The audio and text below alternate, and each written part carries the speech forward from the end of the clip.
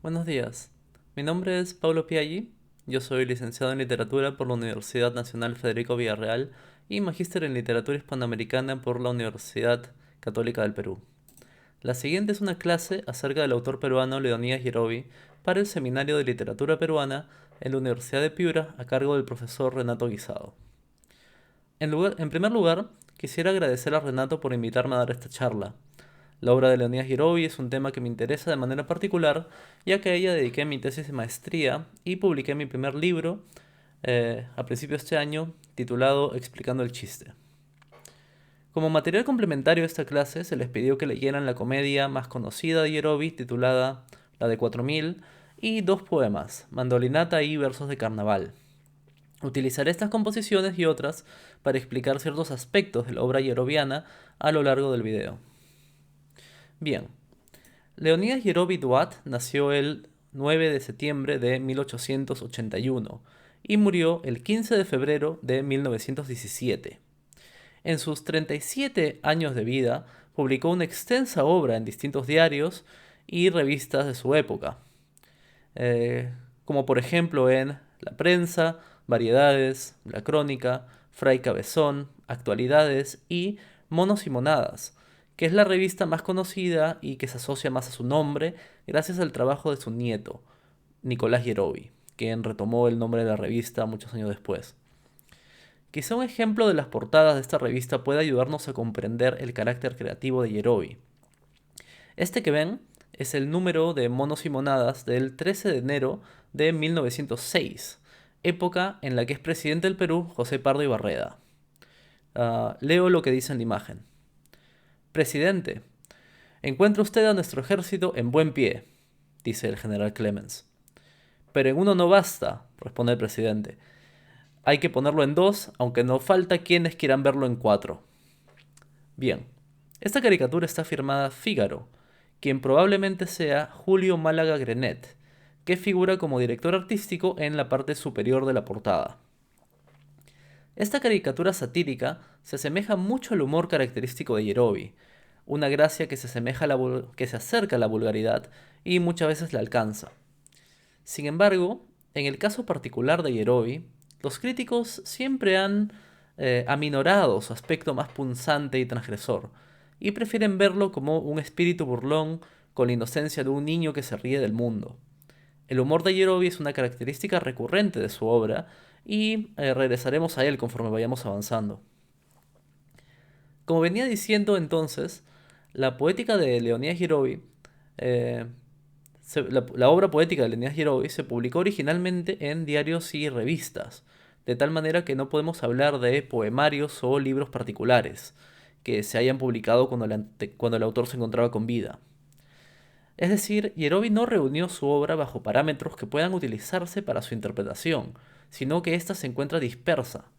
Los materiales con los que contamos para acercarnos a su obra son, sobre todo, antologías y, principalmente, los tres volúmenes de su obra completa publicados por el Fondo Editorial del Congreso del Perú entre 2005 y 2006. En estos libros se realizó un gran trabajo editorial y se reunieron los poemas y letrillas y artículos periodísticos diseminados en publicaciones de la época y principalmente también su teatro, que es la forma literaria más lograda en Yerovi y a través de la cual se justifica su importancia para las letras peruanas. El primer tema que quisiera tratar en este video es la construcción de la figura de Leonidas Yerovi como personaje de nuestra historia. La manera en la que recordamos a personalidades del pasado, ya sea escritores, presidentes o héroes nacionales, ha requerido necesariamente un trabajo de construcción de diversos intelectuales que han escrito sobre el tema. Y este hecho, en el caso de Yerovi, es particularmente importante, ya que muchas veces se ha preferido hablar sobre él como persona que sobre su obra, o también utilizar su obra para explicar su persona. Mi intención entonces es delinear las maneras en las que se ha caracterizado a Yerovi a través de la crítica, y desde mi postura se lo ha convertido en un héroe romántico. Considero que este proceso de convertir a Yerovi en un héroe romántico se ha logrado desde tres frentes, que expondré a continuación. En primer lugar, se ha postulado la existencia de características literarias reconocibles en su vida. En segundo lugar, se ha asociado la biografía del poeta directamente a su obra. Y, en tercer lugar, se ha enfatizado que, detrás de su risa, se halla una profunda amargura. Sobre el primer punto, debemos rescatar algunos textos importantes. El primero es el discurso que dio Abraham Valdelomar en el entierro de Leonidas Yerovi. Este discurso, u oración fúnebre, ha sido catalogado y presenta la forma de un cuento modernista. Allí, Valdelomar narra su proceso de descubrimiento de la muerte de Yerovi, desde el momento en que los gritos le anuncian la tragedia hasta su aceptación que viene con el llanto. En el medio, Valdelomar se imagina una extraña autopsia en el local del diario La Prensa, en donde unos siniestros personajes extirpan el corazón a Yerovi y, como una hostia, lo presentan ante la multitud, que llora desconsoladamente. Si bien este no es un texto importante en la obra de Valdelomar, el hecho de que un escritor consagrado y canónico, como Valdelomar, haya recogido a Yerovi como personaje, sirve como base para que en los años 30 Luis Fabio Chamar reclame la novelización de la vida de Yerovi. Este pedido debe esperar casi 70 años para ser respondido con la novela titulada La Casa de Tantos, de Nicolás Yerovi. Para quien desee leer esta obra, se encuentra publicada por Peysa. Es una obra que recoge, es una versión literaria de la vida de Leonidas Yerovi. Bien, entonces se parte de la idea de que Yerovi, o de que la vida de Yerovi, presenta cualidades literarias, tal como expresa Chamar y como utiliza Nicolás Yerovi.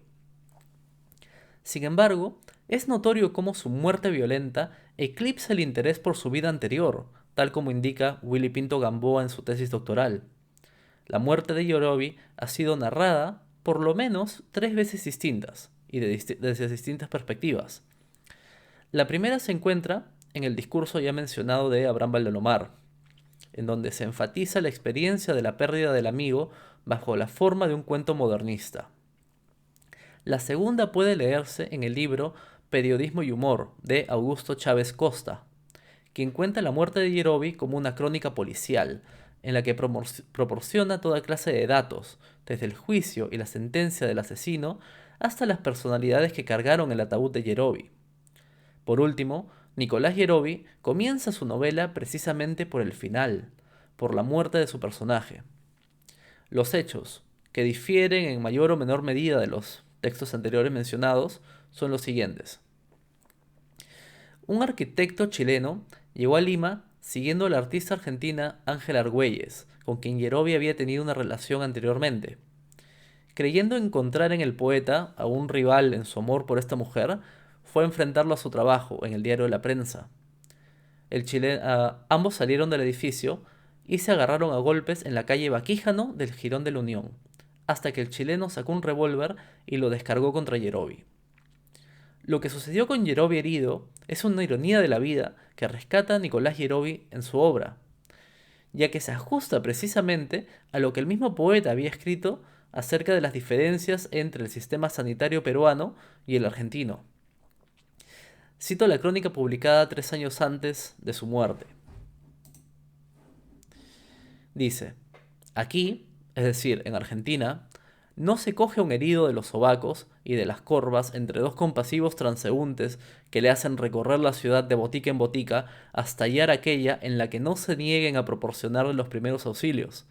Aquí os acercáis a un teléfono, participáis del suceso a la asistencia, y uno de los automóviles de esta acude en poquísimos minutos y, si la herida no es mortal de necesidad, en 90 casos de 100 contribuye a salvar a la víctima con su presteza. Esto es precisamente lo que le sucedió a Yerovi. Lo cargaron de botica en botica hasta llegar a la Maison de Santé, en donde murió. Esta forma violenta de morir, a los 37 años y por un crimen pasional, ha contribuido en mayor medida a su construcción como héroe romántico. Luis Fabio Chamar pinta a Yerovi como un criollo bohemio, engreído, dilapidador, aventurero e inteligente que murió en su ley. Dice Chamar, cito: Lejos de sorprender la muerte a Yerobi, él es quien sorprende a la muerte, recibiéndola tal como siempre lo hubiera querido, entre un poema frustrado y unas fiestas próximas de carnaval, entre la mesa de redacción y la calle limeña por antonomasia, el Jirón de la Unión, como una exaltada médula espinal de la ciudad. Esta manera de morir es propia de un héroe romántico, por su enfrentamiento con el destino, y será retomada en la novela de Nicolás Yerobi. Chamar presenta al poeta como una parte integral de Lima y su muerte como la culminación perfecta de su existencia, para convertirla en una historia que, nos dice, le hubiera tocado a él mismo escribir. Por otra parte, la manera en la que Nicolás Yerobi representa ficcionalmente la muerte de su abuelo en su novela muestra mucho más claramente su carácter risueño, llevándolo, a través de él, hasta el heroísmo. Como ya se había mencionado, el Yerobi de la novela reconoce la ironía de su muerte, que sucede tan a la limeña, tal como él describió 3 años antes en la crónica. Pero, además, se narra cómo no para de reírse mientras lo cargan herido de muerte. Cuando intentan desvestirlo para examinarlo, se queja de que sus desnudeces son solo de su señora, y cuando el doctor no quiere que nadie entre, replica que dejen pasar a Luis Fernán Cisneros, porque le debe plata. Esta forma de representación, más que intentar mostrar los delirios del poeta antes de morir, responde a la necesidad de convertirlo en un héroe romántico, de otorgar a su humor un significado trascendental como enfrentamiento a la tragedia de la vida. El Yerobi de la novela acepta noblemente su muerte y continúa tercamente con su jocosidad hasta su último suspiro, y muestra así la aceptación del enfrentamiento entre el héroe y el destino. La segunda forma en la que se ha convertido o se ha construido la figura de Yerobi en un personaje romántico pasa por convertirlo antes en un poeta romántico, asociando su vida directamente a su subjetividad, asociando su obra directamente a su subjetividad y en especial a su biografía. Esta es una práctica curiosa de la crítica, desde la cual se han transmitido ciertos fragmentos de poemas que se identifican como provenientes de la vida del autor, pero que, leídos íntegramente, cobran significados completamente diferentes. Un caso flagrante es el del poema Pasión Tendera, del cual se han tomado y comentado únicamente los siguientes versos. Dice: ¿por qué si mi amor notáis? Pues él hace que me venda, ya no venís a mi tienda y todo en otra compráis. Chávez Costa comenta apenas que este poema hace referencia a su primer y eventual empleo, mientras que José María Salcedo, en su prólogo al segundo tomo de las obras completas de Yerobi, dice: ¿qué reclama Yerobi? ¿El desamor de la dama o su preferencia por la competencia? ¿Qué le exigía? ¿Su aprecio o su plata? ¿O las dos cosas a la vez? Su aprecio era su precio, el precio de Yerobi, sus llantos arrandales en las telas de la tienda, y ella compra en otra. El error del vendedor fue demostrarle su amor. No se sabe si la dama regresó y triunfó el vendedor, ni si Yerobi vendió ese verso y triunfó el escritor. Pero ese verso se convierte en toda una metáfora premonitoria del quehacer de Yerobi, porque su obra, o gran parte de ella, fue la constante recreación irónica de lo que la realidad le imponía. Eso es lo que dice José María Salcedo. En esta cita puede notarse claramente que lo que se lee no es el poema, en absoluto, sino que se intenta leer al mismo Yerobi dentro de estos pocos versos. Salcedo se imagina los llantos del poeta en las telas de la tienda y, al convertir este poema en una metáfora del quehacer artístico de Yerobi, une inextricablemente obra y poeta. Pero si uno revisa el poema en su integridad, puede notar que el yo poético no es un empleado de la tienda, sino el dueño, quien desea declarar su amor a la clienta. Sin embargo, una vez que se dispone a enviar la carta, se entera de que la dama tiene una deuda en la tienda y prefiere enviar al mensajero a cobrarle antes que la carta de amor. En el poema, entonces, triunfa el lucro sobre el amor, de tal manera que se representa un avaro típico de la comedia, que ve el mundo a través de lo que vende en su tienda y que incluso el amor puede dejarse de lado si hay una deuda de 30 soles. Es evidente entonces que estos versos han tenido importancia para la crítica solamente porque de ellos puede inferirse una situación de la vida de Yerobi y caracterizarlo a partir de ella. Incluso la novela de Nicolás Yerobi toma esa postura y representa a su héroe enamorado de una clienta, lo que desencadena una escena cómica en la que el marido militar lo persigue por la calle. Lo cierto es que, haya mucho o poco de Yerobi en sus poemas, la crítica se esfuerza por crear esta representación del autor y, si ustedes buscan trabajos enfocados en analizar su obra, no podrán encontrar casi ninguno. En mi opinión, esto se debe a la pobreza de las ideas encontradas en la obra literaria de Yerobi. En sus poemas y en su teatro puede hallarse una gran habilidad para la versificación y para la gracia, pero no una profundidad de ideas. En ese sentido, la crítica parece buscar la profundidad en elementos que trascienden al texto, principalmente en la vida y personalidad del poeta.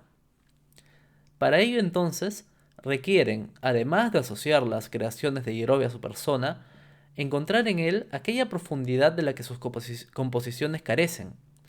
Para ello, se han esforzado en enfatizar sobre todo el tema de la amargura de Yerobi. Tomemos como ejemplo el poema Versos de Carnaval, conjugándolo con el comentario que hace Chamar de él. Los siguientes son versos del poema. Estaba muerto, soñaba con ella, estaba dormido, no lo sé, ni me importaba. Pierrot estaba y no estaba, pero yo estaba bebido. Ahí ah, falta una va. Bueno. Para Chamar, este poema es un, cito, drama tan completamente dramático que al mismo tiempo es esencialmente absurdo. Cierro cita. Yerobi resuelve la realidad por el absurdo, pero este absurdo es, al mismo tiempo, la solución lógica, el tener conciencia de su estado mental alterado. Entonces, el crítico se esfuerza por encontrar en estos versos una profundidad plenamente humana y dramática a través de un Pierrot que considera pura ficción. Yerobi crea así, para Chamar, un, cito, anti-Pierrot digno que puede erguirse ante esa prostitución genérica a que lo han sometido los literatos. Cierro cita. La imagen del Pierrot lloroso no le place a Yerobi, como hombre de aventuras bohemias que enfrenta la realidad a través de la burla. Chamar, en definitiva, interpreta este poema como una muestra de la autenticidad sentimental y dramática de la poesía yerobiana. Veamos la siguiente cita de Chamar. Pero es el drama que no concluye, que vive en su muerte en un paraíso absurdo, inconfundible e inconfundido, donde acude el poeta como un hogar dolorido y risueño, pero donde nuevamente se ve en la dura ley de añorar la tibieza que no logra completamente, la fugaz temperatura de un sueño inconcluso, afanoso y libre, que insinúa su ala acogedora para inmediatamente interrumpirse en la realidad. Brusca caída entre dos mundos astrales dibujados con humo y carne, ambos perecederos, precisos e incitantes, porque alientan una áspera esperanza, y que al mismo tiempo bosquejan el ancho gesto de la muerte. Esta es la conclusión del crítico acerca de Versos de Carnaval. Con estas palabras tan pomposas, Chamar entonces parece obviar deliberadamente la anécdota jocosa presente en la composición, que se basa en la repetición de la presencia y la ausencia de Pierrot. Se dice constantemente Pierrot estaba y no estaba. El título del poema, Versos de Carnaval, da ya una pista de la identidad desconocida de este hombre disfrazado de Pierrot, cosa que era muy común en los carnavales de principios del siglo XX. Pueden ver en la imagen, en esta imagen de acá, uh, lo que es un disfraz de Pierrot. Esta es en el Carnaval de Río.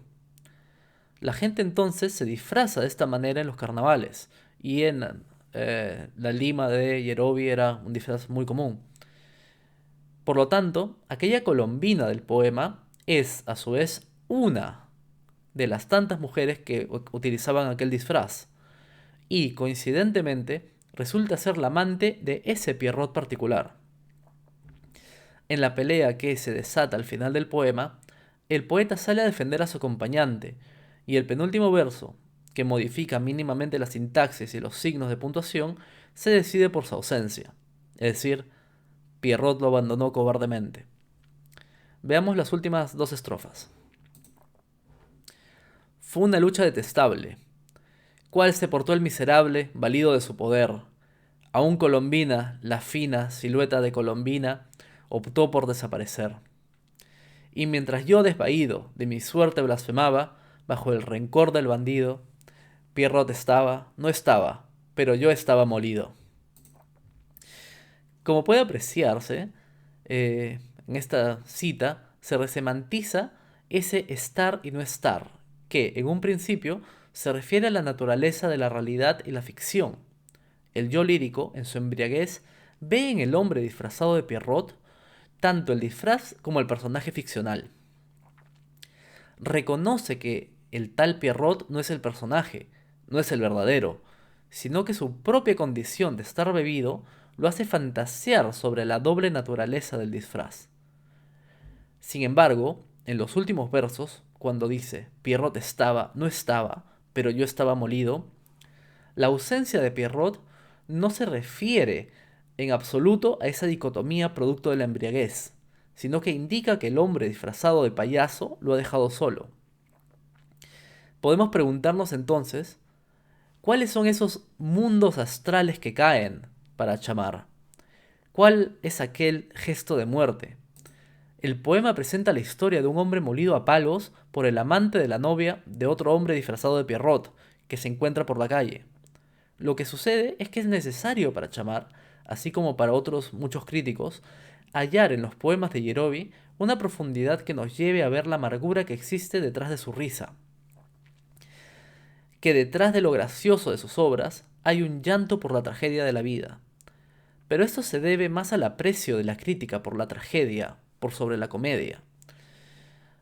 De alguna manera, ser trágico te hace ser profundo, mientras que ser cómico te hace irrelevante.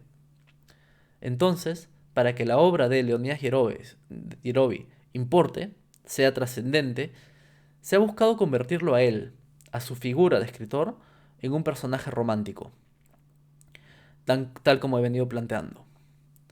En primer lugar, como ya había mencionado al principio, se ha argumentado sobre las características literarias de su vida y de su muerte. En segundo lugar, se ha buscado elementos de la biografía de Yerovi en sus poemas, cómo es que el poeta se encuentra presente en sus composiciones. Y, en tercer lugar, se ha enfatizado la amargura de su escritura, para amplificar la profundidad que puede haber en ella, ya que la comedia se considera un género de menor importancia y la comicidad en sí solo una característica formal que, para poder ser apreciada, debe servir como encubrimiento para la amargura, que es trascendente, profunda y digna de ser estudiada. Ahora bien, ese es el primer tema que quería tratar en esta clase, que es la construcción de la figura de Yerovi como un héroe romántico. El siguiente tema que desarrollaré es el problema del modernismo en la obra de Leonidas Yerovi. Cuando la crítica literaria ha tratado de definir la obra de Leonidas Yerovi partiendo de conceptos estilísticos o epocales, se ha visto casi siempre en graves aprietos para tomar partido. De esta forma, se han presentado caracterizaciones bastante eclécticas de su obra. Cito a Rivera Saavedra. Su poesía, sumamente limeña, festiva, romántica, modernista, espontánea y popular, recorre toda la gama del lirismo, desde el madrigal hasta la elegía, desde la balada hasta el epigrama y pulsa todos los metros y estrofas líricas con facilidad, gracia y travesura. Romántico y modernista y, sin embargo, al mismo tiempo el autor lo ubica como el tercer hombre importante de nuestro teatro costumbrista. La obra de Yerovi se desplaza libremente entre corrientes y épocas, por lo que resulta complicado ubicarlo dentro de una sola escuela. Este problema no es particular de la crítica de Rivera, cuyo libro, que he citado, em, acerca de la historia del teatro peruano es relativamente reciente, sino que viene de la tradición. Desde mi punto de vista, su fuente más importante es la edición de la Poesía y el Teatro de Leonidas Yerovi, publicada por Tamayo Vargas en 1969. En el prólogo al libro, el crítico afirma lo siguiente: fue Leonidas Yerovi un poeta popular del modernismo, de un modernismo sencillista por contradicción. Nació el 23 de septiembre de 1881. Se formó en el ambiente criollo representativo de nuestra clase media del Colegio Nacional Guadalupe. Fue esencialmente un periodista, pero dentro de esa actividad realizó una obra poética muy particular, en la que, dejándose arrastrar por las formas rubendarianas, creó un tipo de versificación fácil, para ser entendido y apreciado por la masa de lectores de los diarios y revistas en que colaborara o que fundara. Yerovi criolliza así a Rubén Darío, con una literatura limeña en que se mezclan Caviedes, Terraya, Segura, El Murciélago y Ricardo Palma a una rítmica y alada expresión que responde al momento inicial del modernismo y, al mismo tiempo, a la señalada poesía periodística ágil y facilísima con que Yerovi se muestra como un poeta que linda entre lo valiosamente creativo y lo populachero. Como es posible observar, Tamayo Vargas reconoce las distintas aristas de Yerovi como autor y de su obra: periodismo, sencillismo, criollismo, tradición satírica, etc. Pero las subordina a un esencial modernismo contradictorio. Es necesario notar los dos significados con que se utiliza la palabra modernismo en la cita, identificables por la variación de la mayúscula inicial. Cuando el crítico afirma que Yerovi fue un poeta popular del modernismo peruano del modernismo, se está situando la palabra en un sentido atribuido por los críticos como Ricardo Gullón e Iván Schulman, quienes entienden al modernismo como una época que comprende el fin de siglo latinoamericano. Según Schulman, el modernismo no es una escuela, pues no tiene reglas ni cánones fijos, sino una época generadora. En ese sentido, la afirmación de Tamayo Vargas es perfectamente válida, ya que Leonidas Yerovi produjo su obra en ese medio siglo que va entre 1882 y 1932, esos 50 años, si aceptamos la periodización de Schulman, o de 1888, que es el año de publicación de Azul, de Rubén Darío, a 1916, que es el año de la muerte de Rubén Darío. Uh, Según esta interpretación clásica, se hace girar al modernismo sobre la figura de Rubén Darío como fundador, cumbre y culminación de la época. En el segundo caso, el modernismo parece entenderse como un estilo. Una interpretación es la época y otra como un estilo. Como una serie de características formales pertenecientes a un movimiento. Por este motivo es que puede decirse que Yerovi, al ser sencillista, incurre en una contradicción, y también que es capaz de mezclar la tradición peruana, como Caviedes o Terraya, a una rítmica y alada expresión que responde al movimiento inicial del modernismo, que es lo que dice Tamayo Vargas. Esta visión se corresponde con los postulados de Pedro Salinas sobre las diferencias entre el modernismo y la generación del 98. Para Pedro Salinas, el modernismo latinoamericano es un movimiento muy limitado, que busca solo modernizar el concepto de lo poético y su arsenal expresivo, todo ello en un tono esteticista. La generación del 98, para Salinas, es mucho más potente, en el sentido de que busca conmover hasta sus cimientos la conciencia nacional, llegando a las mismas raíces de la vida espiritual. Esto es lo que dice Pedro Salinas. Bien, pero es precisamente a esa renovación del arsenal poético a la que se refiere Tamayo Vargas al plantear que Yerovi hecha mano de ella para criollizar a Rubén Darío. Y, podría decirse, modernizar a Ricardo Palma y a otros, ah, con esta nueva forma esteticista de escribir poesía. Como ya se ha mencionado, la pertenencia de Yerovi al modernismo con mayúscula, es decir, entendido como una época, no representa mayor problema. Sin embargo, la discusión siempre se ha movido, de manera mucho más productiva, sobre el segundo aspecto, el modernismo con minúscula, o las características efectivas de la obra de Yerovi con relación al modernismo. Es preciso incidir nuevamente en la importancia de la edición de Tamayo Vargas a la obra de Leonidas Yerovi, ya que hasta la publicación de sus obras completas entre 2005 y 2006, esta antología ha sido la que ha circulado en el ámbito literario peruano, y, como toda antología, depende del criterio del editor de turno. Mi hipótesis en ese aspecto es que Tamayo ha seleccionado a conciencia la mayoría de poemas de Yerovi en los que es posible notar rasgos modernistas, y ha creado así una imagen que privilegia ese aspecto de su multifacética producción. Podemos comenzar entonces viendo que de toda la producción de Yerovi son solo unos pocos textos lo que se nombran y se comentan. Esto es notorio, por ejemplo, en la entrada sobre Leonidas Yerovi, que se incluye en el cuarto tomo de la monumental obra de Luis Alberto Sánchez, La literatura peruana, derrotero para una historia cultural del Perú. En este texto, el historiador rescata específicamente los poemas Viajeros de ida y vuelta, Madama la luna, Recóndita y Mandolinata. Todos estos son poemas incluidos posteriormente en la antología de Tamayo Vargas, dicho sea de paso. Acerca de esta última composición, es decir, de Mandolinata, Sánchez afirma lo siguiente. En el frasiario de Yerovi aparecen todos los elementos lexicográficos del modernismo. Así en Mandolinata encontramos decadente, japonería, Rubén, mirra, laca, blonda, seda, marfil, surá, Sèvres.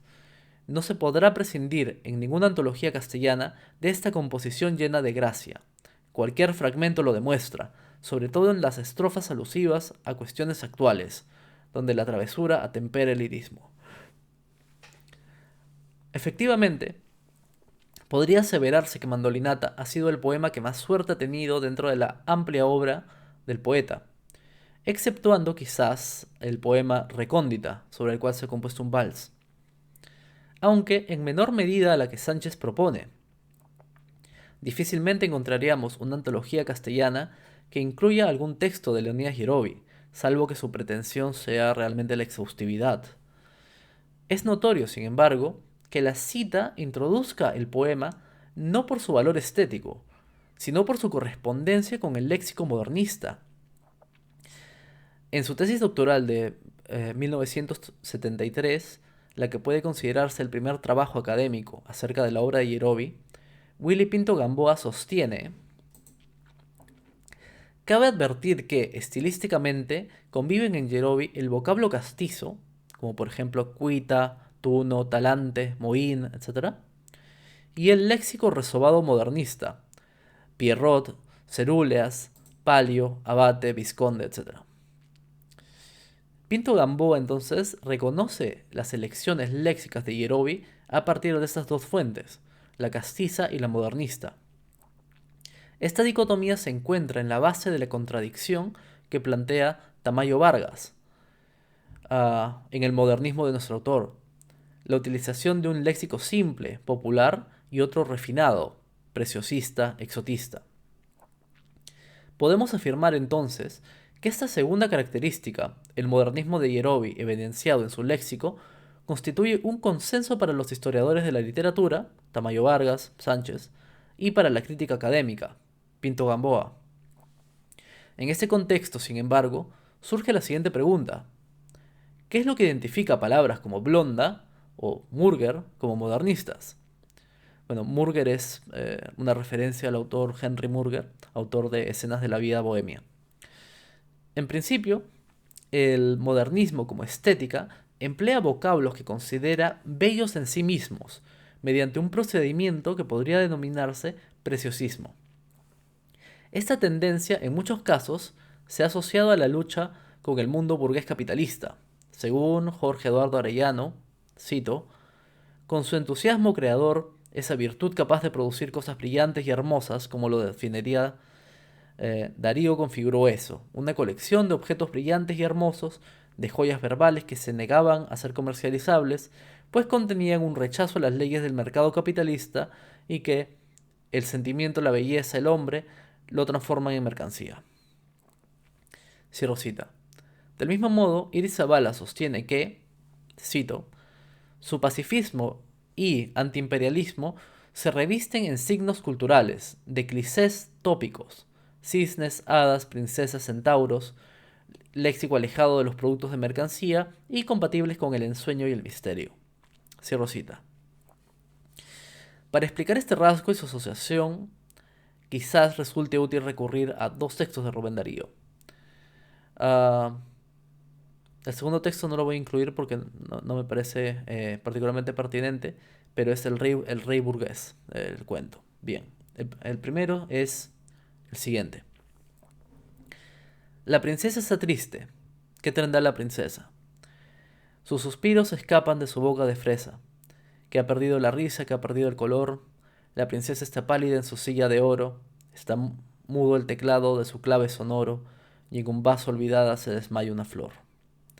Esa es la primera estrofa de Sonatina, poema perteneciente a prosas profanas y quizás el más conocido de Darío y del modernismo en general. En estos versos alejandrinos es posible observar el preciosismo en su expresión más pura. Se multiplican los vocablos que remiten a objetos hermosos y se juega con el deleite sensorial a través de la conjunción de coloración y elementos sonoros.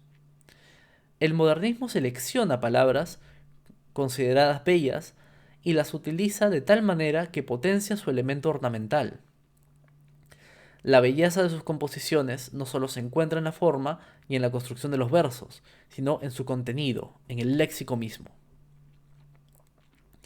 Ahora bien, con el objetivo de dilucidar la naturaleza y los límites de la presencia del lenguaje modernista en la poesía de Leonidas Yerovi, es útil leer aquellos poemas que la crítica ha considerado canónicos.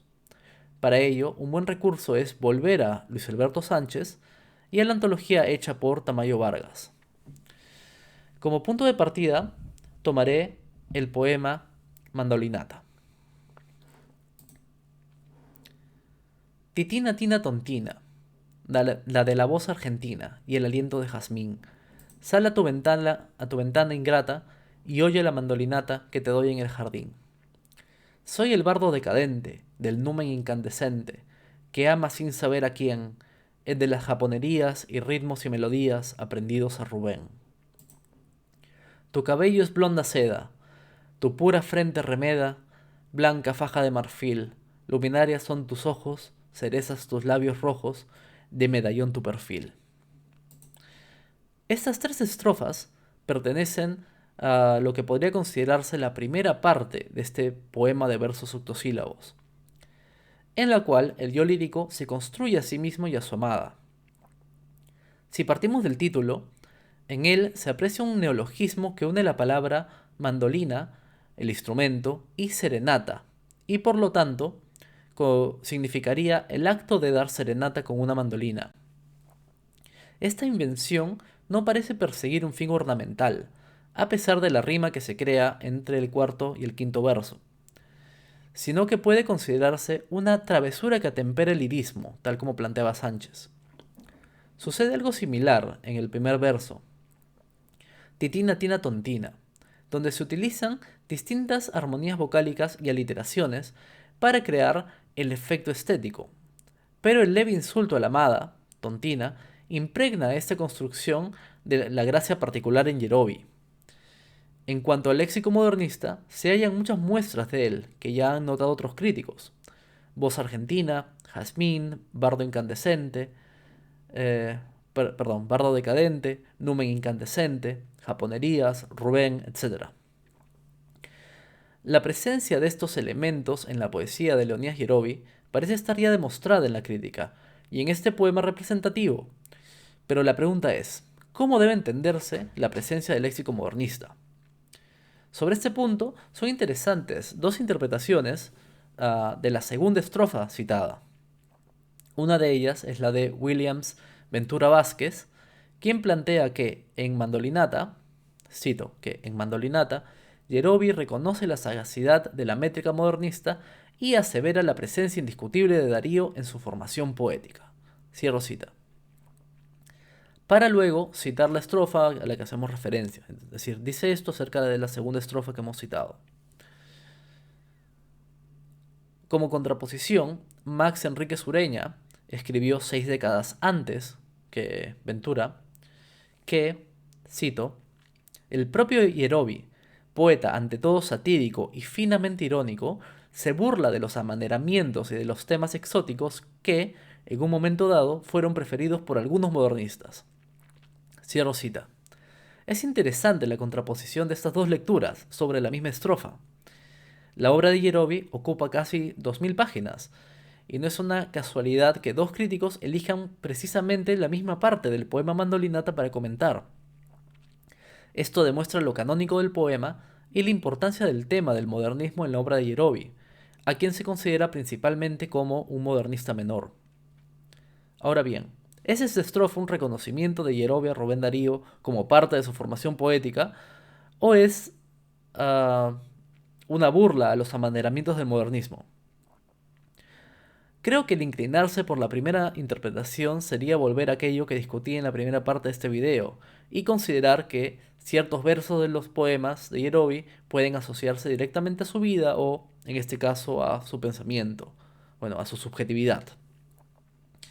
Plantear esto eh, sería olvidar la construcción ficcional de un yo lírico diferente al poeta. Prefiero, por lo tanto, la lectura de Enrique Sureña, y considero que, al ponderarse la integridad del poema, esta interpretación responde mucho mejor a los elementos cómicos. Mandolinata concluye. Titina tina, eso es feo.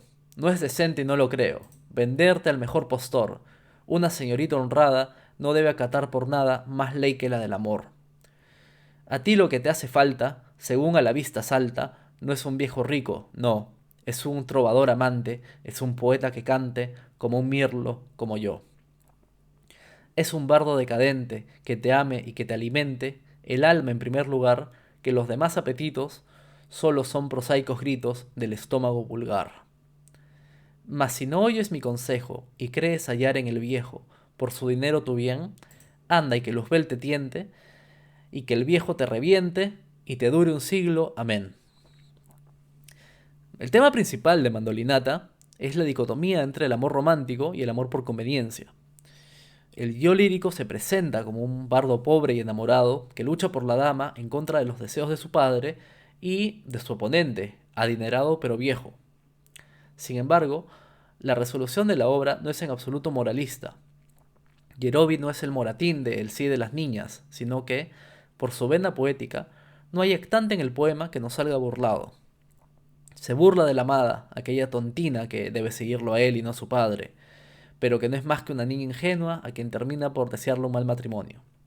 Se burla también del viejo que la corteja, del padre, de sí mismo y, en última instancia, se burla del modernismo. Aquellos ritmos y melodías aprendidos a Rubén o el incienso, mirra y laca que me ha prestado Fianzón, que es otro verso, son solo instrumentos para Yerobi, por lo que se encuentra fuera de la actitud modernista, tal como la entendía Pedro Salinas. José Fianzón, al que hace referencia en el poema, es un poeta peruano modernista, bien parecido a Rubén Darío. Es particular en nuestro poeta la creación de un yo lírico que parece un alter ego capaz de reírse de todo, principalmente de sí mismo. Entonces, esta imagen que se ha creado de un Yerobi modernista surge principalmente de la selección de los poemas que presentan un léxico preciosista, sin tener en cuenta la misma burla que hace Yerobi de ese léxico. Pero esta visión ignora, entre otras cosas, al Yerobi más transgresor y vulgar.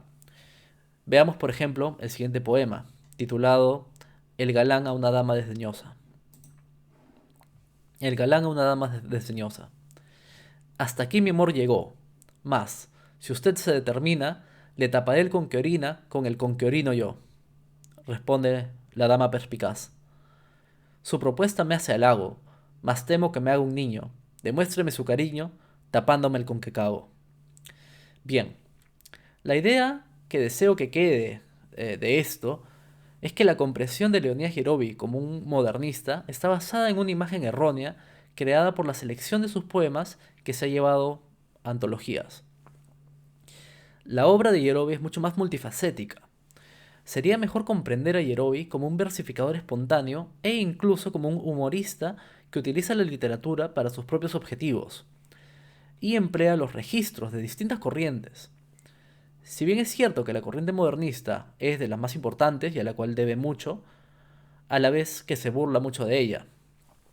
Bueno, uh, en esta clase introductoria a Leonidas Yerovi he tocado dos temas que me parecen importantes y son, en primer lugar, la forma en la que se ha construido la imagen del poeta como un héroe romántico con el objetivo de resaltar su importancia y, en segundo lugar, cómo es que a través de una selección de sus textos se lo ha identificado con el modernismo. Muchas gracias y por favor háganme llegar sus preguntas si así lo desean.